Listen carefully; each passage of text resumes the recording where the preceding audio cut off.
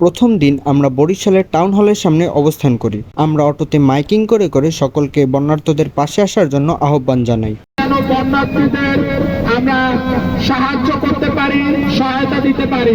প্রথম দিন আমরা বৃষ্টি বাদলের ভিতরেও বেশ কিছু ঔষধ, স্যালাইন, শুকনো খাবার, মোম সহ নগদ ৩,৮৩০ টাকা ও কিছু শুকনো জামা কাপড় কালেক্ট করতে পারি।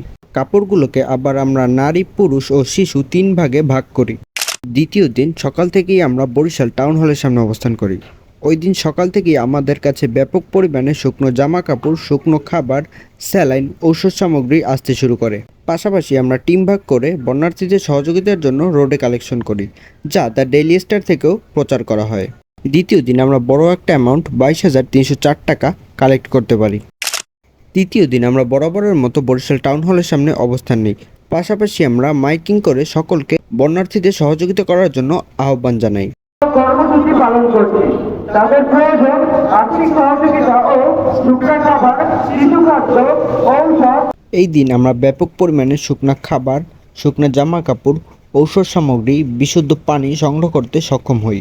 আমরা প্রায় ২,০০০ মানুষের চিকিৎসার জন্য ঔষধ সংগ্রহ করতে পারি। তৃতীয় দিন আমরা ২০,৮০০ টাকা সংগ্রহ করতে পারি। চতুর্থ দিন, যা আমাদের বরিশালের শেষ দিন, তাই আমাদের প্রধান কাজ ছিল সব কিছু গুছিয়ে নেওয়া। আমরা জামা কাপড়কে আবার ৩ ভাগে ভাগ করি এবং অনুদান পাওয়া খাবার সামগ্রী প্যাকেজিং করতে থাকি। চতুর্থ দিন বিকালে আমরা বাজার শেষ করে সন্ধ্যায় খাবার প্যাকেজিং শুরু করি। আমরা খাবারকে টোটাল 2 ভাগে ভাগ করি, একটি শুকনো খাবার আর একটি ভারী খাবার। চতুর্থ দিন আর পঞ্চম দিনের ভিতরে আমাদের তেমন কোনো পার্থক্য নেই, কারণ আমরা ওই দিন সবাই কাজের উপরেই ছিলাম। আমাদের লঞ্চ ছিল 6টায়, তাই আমরা রাতেই সকল জিনিসপত্র ট্রাকে করে লঞ্চ ঘাট নিয়ে যাই। আবার লঞ্চে সব জিনিসপত্র সাজিয়ে নিই। ওই দিন রাতে আমাদের টিমের একটি ছেলেও 10 মিনিটের জন্য রেস্ট নেয়নি। সবাই সারা রাত সজাগই ছিল।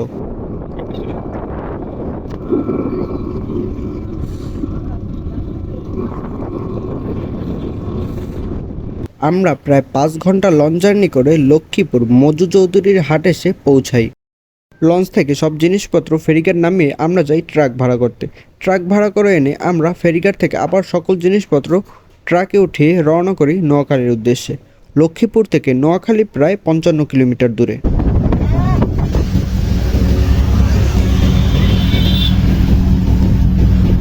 আমরা নোয়াখালী ঢোকার সাথে সাথেই বুঝতে পারি ভিতরের অঞ্চলগুলোর অবস্থা কতটা খারাপ, কারণ মেইন শহরেই পানি ছিল প্রায় হাঁটু পর্যন্ত।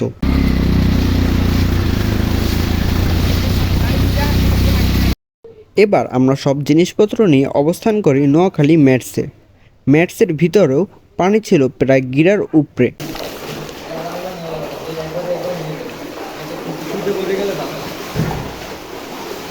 সব জিনিসপত্র এখানে সাজিয়ে রাখতে রাখতে বেজে যায় রাত 10টা। তাই আমরা পঞ্চম দিনের কার্যক্রম এখানেই শেষ করি। নোয়াখালী ম্যাটসের ভাইয়েরা আমাদের থাকার জন্য তাদের ছাত্রাবাস থেকে 4টি রুম খালি করে দেয়। যেহেতু গতকাল রাতে আমরা কেউ একটু ঘুমোতে পারিনি, তাই আমরা হালকা পাতলা খাবার শেষ করে সোজা চলে যাই রুমে। ষষ্ঠ দিন সকাল। আমাদের ওই দিন মূল উদ্দেশ্য ছিল যেসব অঞ্চলে কেউ খাবার নিয়ে যায়নি, আমরা ওই সব অঞ্চলে গিয়ে তাদের হাতে খাবার পৌঁছে দেব। আমরা যাবার পথে দেখতে পাই রাস্তার পাশ থেকে বন্যা কবলিত মানুষদের অনেকে সাহায্য করছে, কিন্তু ভিতরে যারা বেশি খারাপ অবস্থায় আছে তাদের কাছে কেউ যাচ্ছে না। তাই আমরা নোয়াখালী ম্যাটসের স্থানীয় ভাইদের সাহায্য নিয়ে চলে আসি নোয়াখালী সোনাইমুড়ি গ্রামে। আমরা 4টা নৌকা নিয়ে স্থানীয় লোকদের সাহায্যে সবকিছু নৌকায় উঠিয়ে রওনা করি গ্রামের ভিতরে। যেহেতু নৌকাগুলো ছোট, তাই নৌকায় আমরা মাল জিনিস পাঠিয়ে দিয়ে আমরা হেঁটে হেঁটে রওনা করি গ্রামের ভিতরে।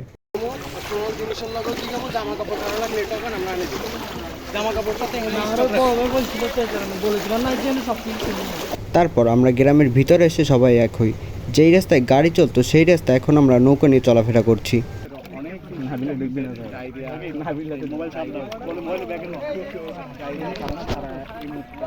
এইখান থেকে আমাদের কার্যক্রম শুরু। আমরা প্রথম যেই বাড়িতে সাহায্য পৌঁছে দেওয়ার জন্য যাই, ওই বাড়ির সামনে প্রায় পানি ছিল বুকের উপরে। তাহলে বুঝতেই পারছেন এই বাড়ির অবস্থা কতটা খারাপ।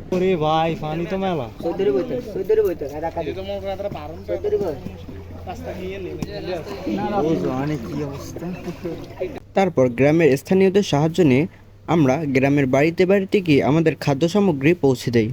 এভাবেই কোমর সমান পানির ভিতরে আমরা দুপুর থেকে সন্ধ্যা পর্যন্ত 6ষ্ঠ দিনের কার্যক্রম চালিয়ে যাই। নৌকা ছোট থাকার কারণে আমরা কাপড়গুলো সবার মাঝে পৌঁছে দিতে পারিনি, তাই স্থানীয় ভাইদের পরামর্শ নিয়ে আমরা এগুলো একটি মসজিদে রেখে যাই। তারা আমাদেরকে জানায় যাদের প্রয়োজন তারা তাদের কাছে এগুলো পৌঁছে দেবে। 7ম দিন, এই দিন আমাদের প্রধান কাজ ছিল ফ্রি মেডিকেল ক্যাম্প, পাশাপাশি ঔষধ বিতরণ। তাই আমরা চলে আসি একটি আশ্রয় কেন্দ্রে। এই আশ্রয় কেন্দ্রে প্রায় 600 লোক ছিল, যার ভিতরে বেশিরভাগ রোগীই ছিল মহিলা ও শিশু। এইখানে বেশিরভাগ মানুষেরই কিছু কমন সমস্যা ছিল, যেমন ঠান্ডার সমস্যা ও পানিবাহিত রোগ।